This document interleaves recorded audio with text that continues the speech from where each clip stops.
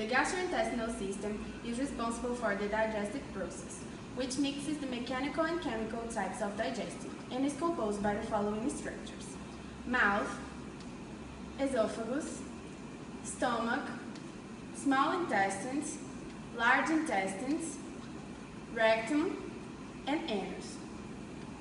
It also receives contribution from associated organs like liver, pancreas, and gallbladder. And each part of the GI tract is responsible for different activities, starting from ingestion and propulsion, which are promoted by the mouth, pharynx, and esophagus, digestion and absorption that mainly occurs in the small intestine, and the elimination that consists in the formation of starts to move through your GI tract when you eat. When you swallow, your tongue pushes the food into your throat.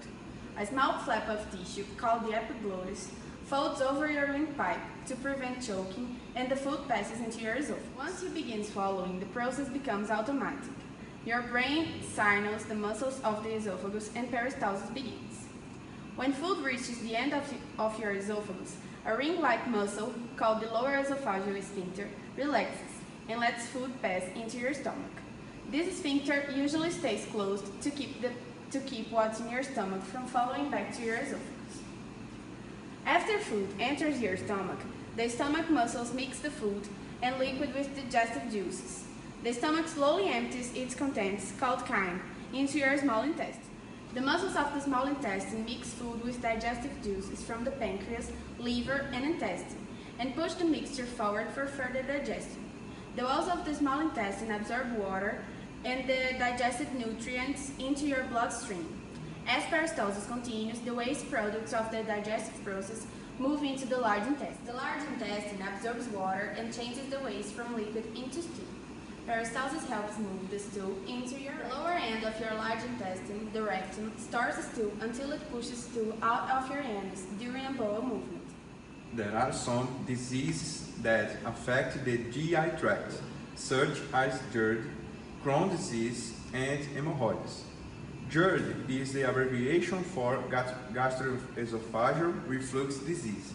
It is a chronic condition in which the stomach content returns to the esophagus because of a failure of esophageal sphincter closure, causing acid tests in the mouth, heartburn, vomits, and tooth deterioration. Crohn's disease is an inflammatory condition that can affect any part of the GI tract and is caused by immunologic system dysregulation.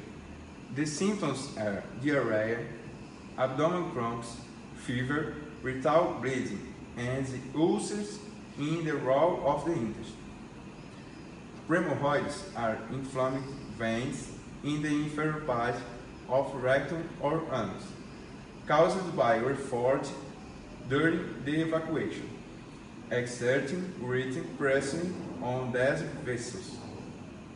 It causes pain and release of blood in the skin. The excess organs in turn are not passed from the food path, but contribute especially if the segregation and storage of important liquid and enzymes for digestive process. The liver, for example, produces bile that is stored in the gallbladder to be released in lumen of the small intestine. Bile helps digest fat and vitamins. The pancreas is responsible for the secretion of pancreatic juice also in the lumen of the small intestine.